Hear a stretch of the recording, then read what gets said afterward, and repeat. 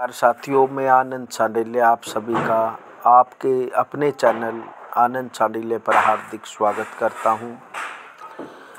साथियों, हर वर्ष कार्तिक शुक्ल पक्ष की द्वितीया को भाई दूज भैया दूज मनाई जाती है, जो कि एक बहन भाई के अटूट पवित्र संबंधों का प्रतीक होता है। यह एक अपने भाई बहन के लिए मंगल कामना करने का दिन होता है। इस दिन बहन बड़ी प्रसन्नता से, बड़े चाव से अपने भाई की कलाई पर राखी बांधती है और उसकी दीर्घ आयु के लिए मंगल कामना करती है, भगवान से प्रार्थना करती है। और भाई भी इस दिन बहन को वचन देता है कि मैं हर समय आपके सुख दुख में साथ रहूँगा और आपको कभी कष्ट ना आए, आपके हर समय आपके पास खड़ा रहूँगा। तो इसलिए यह बहुत ही पवित्र दिन होता है। भैया दूज का त्यौहार आदि कार्तिक दूज को मनाया जाता है। भैया दूज को बहनें अपने भाई को जिमाएं, अपने हाथों में टीका लगाए, अपने हाथ से ही भाई के ललाट पर तिलक लगाए और उन्हें नारियल भेंट दें। भाई अपनी बहनों को रुपए दे। यदि बहन भाई को अपने हाथ से जिमाए तो भाइयों की उम्र बढ़ती है और जीवन के कष्ट दूर होते हैं, क्योंकि ऐसा माना गया है यदि इस दिन बहन अपने भाई को अपने हाथों से भोजन खिलाती है तो उसकी दीर्घ आयु होती है और भाई पर जो भी कष्ट होता है वह दूर हो जाता है। क्योंकि इस दिन बहन सभी देवताओं से प्रार्थना करती है कि हे ईश्वर, मेरे भाई की दीर्घ आयु करना, लंबी आयु करना और उनके जीवन में सदैव मंगल ही मंगल होता रहे। इनको जीवन में कोई किसी प्रकार का कष्ट न हो, इस प्रकार की प्रार्थना बहन अपने भाई के लिए देवताओं से करती है। और फिर भोजन के पश्चात भाई अपनी बहन को उपहार के रूप में कुछ द्रव्य दक्षिणा देता है और बहन उन्हें स्वीकार करते हुए भाई को बहन नारियल या कोई गिरी गोला देती है। और इस दिन विशेषकर भैया दूज की कहानी अवश्य सुननी चाहिए। एक ब्राह्मण की 2 संतान थी, एक लड़का और एक लड़की। लड़की बड़ी सुशील थी। वह अपने भाई को कभी नाराज होकर बुरा भला नहीं कहती थी। भाई अपनी बहन से मिलने उसकी ससुराल गया तो वह चरखा काट रही थी। तभी बहन का सूत का तार टूट गया। वह भाई के आने का पता नहीं लगा।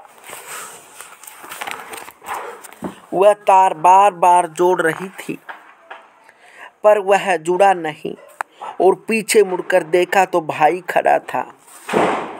वह भाई से गले मिलकर अपने भाई के आदर सत्कार के लिए पड़ोसन से पूछने गई।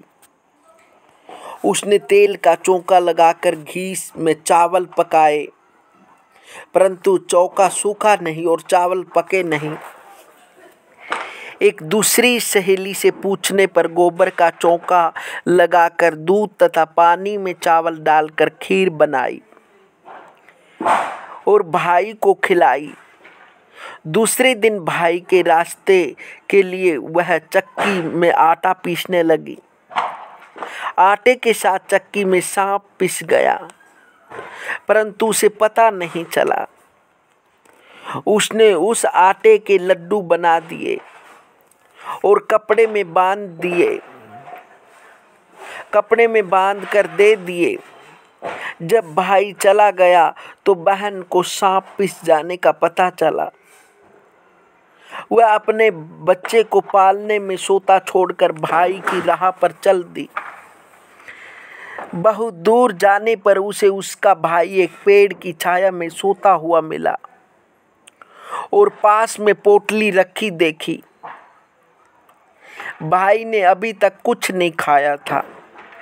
बहन ने सारे लड्डू फेंक दिए और भाई के साथ पीहर चली गई। रास्ते में उसने भारी भारी शिलाएं उतरते देखी। एक राहीगर से जब उसने उस शिला के बारे में पूछा तो उसने बताया, जो बहन अपने भाई से कभी नाराज न होती हो, उसके भाई की शादी के समय ये उसकी छाती पर रखी जाएगी। थोड़ी दूर जाने पर उसे नाग तथा नागिन मिले। नाग बोला, जिसकी छाती पर ये शिलाएं रखी जाएंगी उसे हम खा लेंगे। उपाय पूछने पर नागिन ने बताया, भाई के सब काम बहन करे तथा भाई भावज को कोसकर गालियां दे, तभी भाई बच सकेगा। वहीं से वह भाई को कोसने लगी और गालियां देती देती पीहर पहुंच गई। माँ बाप को बेटी का यह व्यवहार अच्छा नहीं लगा। विवाह की लगन आई तो वह भाई को गालियां देती हुई स्वयं लगन चढ़ाने लगी और वह घोड़ी पर बैठ गई। जो ही वह घोड़ी पर बैठी तभी शिलाएं उठती हुई आई और पुरुष के स्थान पर नारी को देखकर वापस चली गई। ऐसा देखकर बारात के लोग उसे अपने साथ ले गए। फेरों का समय आया तो उसने भाई को पीछे धकेल दिया और गंदी गंदी गालियां देकर फेरे ले लिए। वह सब काम स्वयं कर रही थी, यहाँ तक कि सुहागरात को भी बाबी के साथ स्वयं सोने चल दी। समय आने पर नाग नागिन उसके भाई को काटने आए। वह तो जानती थी, उसने नाग नागिन को मारने की तैयारी पहले से ही कर रखी थी। उनके आते ही दोनों को मारकर जेब में रखकर 3 दिन तक सोई रही। सारे मेहमान विदा हो गए। तब उसकी माँ को उसकी याद आई कि उसे भी विदा करे। विदा के समय उसने माँ की उपेक्षा कर गुस्से से कहा, मैं इतनी नीच नहीं हूँ। उसने मरे हुए सांप को दिखाकर बताया कि नाग नागिन भाई भाभी को डसने आए थे। मैंने अपनी जान पर खेलकर भाई के जीवन की रक्षा की है। इसी भाई के पीछे मैं अपने बच्चे को पालने में रोते चिल्लाते छोड़कर आई हूँ। मेरे भाई भाभी को किसी प्रकार का कष्ट न हो।